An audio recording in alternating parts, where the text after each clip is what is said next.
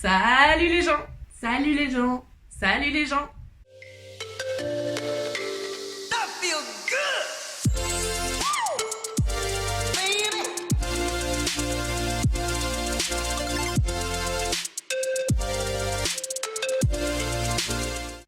Comment ça va? Bien remis du 1er janvier? Je vous souhaite à tous une bonne année, même si on sait pertinemment que ce sera probablement de la merde comme 2020, hein. C'est pas parce qu'on change d'année que le virus va tout de suite s'auto-détruire.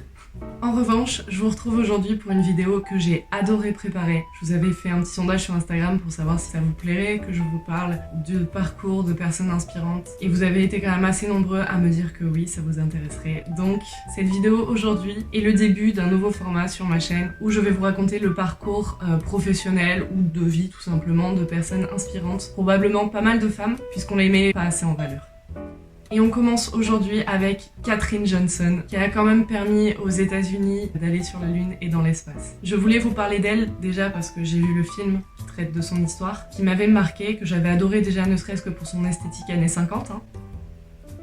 Bienvenue dans mon monde, et puis pour le message qu'il véhicule. Et aussi parce qu'elle est décédée en février 2020. Et la NASA lui a rendu hommage. Je sais pas si vous en avez entendu parler, mais je trouvais que c'était une bonne raison pour parler de son histoire. Surtout qu'elle a quand même une histoire assez remarquable. Katherine Johnson est née en août 1918 en Virginie-Occidentale. Et elle a été une mathématicienne, physicienne et ingénieure spatiale afro-américaine. Ouais, rien que ça. Et encore, je trouve que cette description ne lui fait même pas encore assez honneur. Katherine Johnson montre des talents pour les mathématiques très tôt, dès son plus jeune âge. Elle adore compter tout ce qu'elle voit, poser énormément de questions. Et ses parents décident de vraiment l'encourager à poursuivre dans cette voie et à faire des études. Le problème, c'est qu'à l'époque, aux alentours de 1930, les États-Unis ont ce qu'on appelle la ségrégation raciale et toutes les écoles ne sont pas ouvertes pour les personnes de couleur. Là où habitent Katherine et ses parents, il n'y a pas de lycée pour pouvoir l'accueillir. Ils décident donc de déménager pour qu'elle puisse aller au lycée communal d'Institut. Elle est admise à l'âge de 10 ans et obtient l'équivalent du baccalauréat à 14 ans. Déjà, c'est vous dire le genre de génie qu'elle était. Elle ne s'arrête pas là, elle intègre ensuite l'université d'État de Virginie-Occidentale à l'âge de 14 ans et s'inscrit à tous les cours possibles de mathématiques. Et elle apprenait tellement vite tous les cours que un des professeurs de l'université qu'il avait pris sous son aile et qui a été son mentor pendant toute sa période universitaire lui avait préparé carrément un cursus personnalisé pour elle. Et elle obtient son diplôme de mathématiques avec la plus haute distinction en 1937 à l'âge de 18 ans. Le problème à cette époque, c'est qu'on est toujours dans la ségrégation raciale et les débouchés pour une mathématicienne femme et de couleur étaient quasi inexistantes. Elle pouvait à la limite enseigner et c'est ce qu'elle fera. Elle devient donc enseignante en français, musique et mathématiques. En 1939, elle quitte son poste pour intégrer le programme de mathématiques de l'université de Virginie-Occidentale. Elle est l'une des 3 seuls étudiants afro-américains et surtout la seule femme. Mais après la première session cet été-là, elle se rend compte qu'elle est tombée enceinte et elle décide donc d'arrêter pour élever sa petite famille. Après tout ça, elle reprend l'enseignement mais ça ne la satisfait pas du tout. Et elle tombe en 1953 sur une annonce de la NACA, qui est l'ancêtre de la NASA et qui à l'époque travaillait seulement sur l'aéronautique. Elle a commencé donc à travailler dans le département réservé aux personnes de couleur. Elle n'était qu'avec des femmes afro-américaines et elles étaient ce qu'on appelle des calculatrices. Pour vous expliquer, c'est tout simplement elles qui s'occupaient de faire les calculs assez compliqués que maintenant on fait au niveau informatique, mais qui à l'époque n'existaient évidemment pas, donc c'était fait par l'humain. Et donc parmi ces femmes-là, elle travaille avec 2 autres collègues dont je vous parlerai un petit peu plus tard, qui apparaissent également aussi dans le film dont je vous ai parlé au début de la vidéo. Elle est ensuite temporairement affectée à l'équipe masculine qui s'occupe de la recherche sur les vols, sauf qu'elle se débrouille tellement bien qu'ils ont finalement oublié de la renvoyer dans le groupe des femmes. Et donc elle s'est intégrée dans cette équipe même s'il y avait que des hommes et surtout des hommes blancs.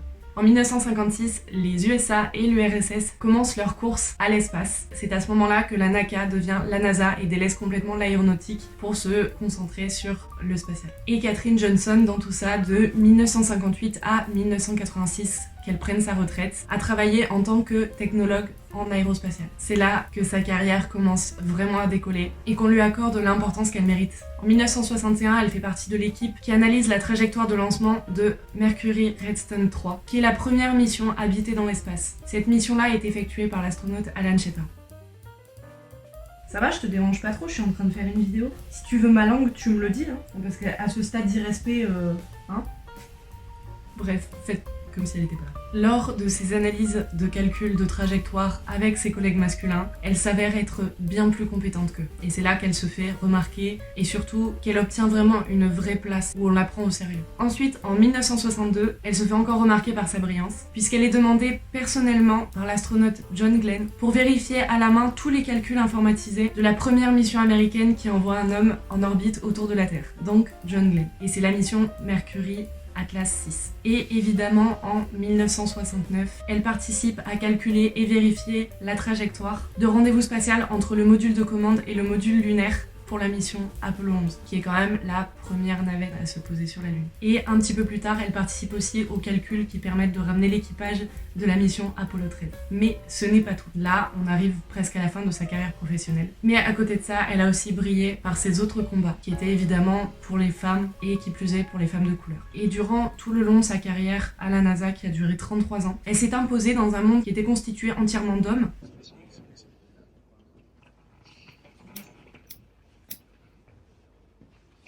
This is Catherine Goebel with our Trajectory and Launch Window Division. Her work is pertinent to today's proceedings. Come on. Want to get her a chair? We have a confirmed launch window. Get her a chair.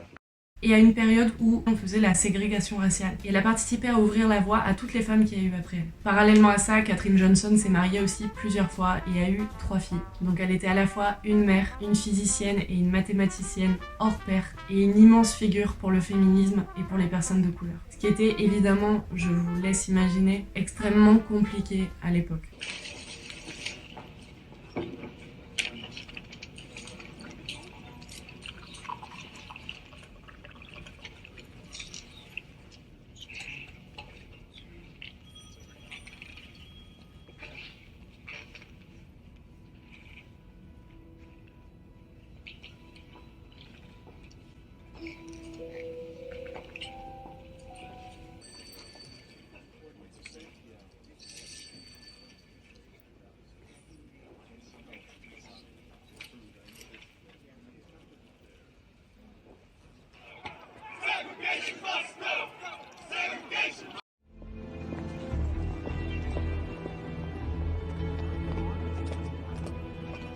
Tout ce qui peut nous paraître vraiment aberrant de nos jours était vraiment commun et assumé de tous à l'époque.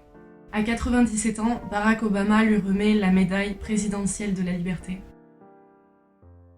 Et le centre de recherche informatique Katherine G. Johnson est nommé en son honneur et elle assiste à son inauguration à l'âge de 99 ans. Et comme je vous l'ai dit au début de la vidéo, il y a un film qui retrace sa vie et celle de 2 autres collègues à elle de la NASA, qui étaient également 2 femmes afro-américaines. Et on parle de Dorothy Vaughan et Mary Jackson, qui sont respectivement la première femme superviseure afro-américaine à la NASA et la première ingénieure afro-américaine femme à la NASA. Et le film n'est pas un film sorti de nulle part qui raconte juste son histoire. Il est adapté d'un livre qui a été écrit par Margot Lee Shetterly, qui s'appelle Hidden Figures, les figures de l'ombre en français, comme le titre du film. Et Katherine Johnson est montée à 98 ans sur la scène entourée des actrices du film.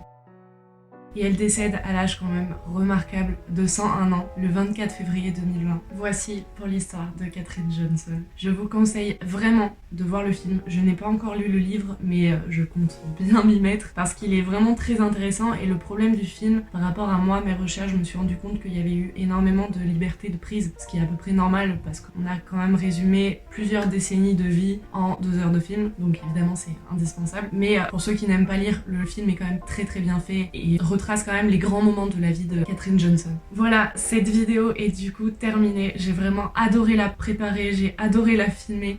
Je trouve cette histoire vraiment émouvante. Cette femme est vraiment incroyable et il y en a plein d'autres comme elle, dont je parlerai dans les prochaines vidéos. En tout cas, n'hésitez pas dans les commentaires à me dire si ce format de vidéo vous plaît, si vous avez des suggestions d'autres personnes, vous m'en avez déjà donné, mais si vous en avez d'autres de femmes d'exception un peu comme elle, n'hésitez surtout pas parce que ça va m'aider à préparer d'autres vidéos et je voudrais faire un contenu qui me plaît mais qui vous plaît aussi évidemment. Ensuite, bien sûr, abonnez-vous, lâchez un pouce bleu, surtout c'est vraiment super important le pouce bleu. Je me rends compte que j'ai peut-être une centaine de vues, admettons, sur ma vidéo, mais j'ai 15-16 pouces bleus. Alors je veux bien que ça ne plaise pas à tout le monde, mais je suis quand même même pratiquement sûre qu'il y a des gens qui regardent mes vidéos, qui l'ont bien aimé, mais qui n'ont juste pas pensé à mettre un pouce bleu. Alors s'il vous plaît, pensez-y, parce que déjà moi, ça me fait super plaisir et ça m'encourage. Et surtout, comme je vous le répète dans plusieurs vidéos, ça montre à YouTube que mes vidéos plaisent, donc YouTube montrera mes vidéos à d'autres personnes, etc., etc. Vous avez bien compris. Donc je vais pas faire de blagues, parce que pour moi, cette histoire était quand même assez sérieuse. Et je vais tout simplement terminer la vidéo en vous disant, en attendant, à plus tard pour la prochaine vidéo.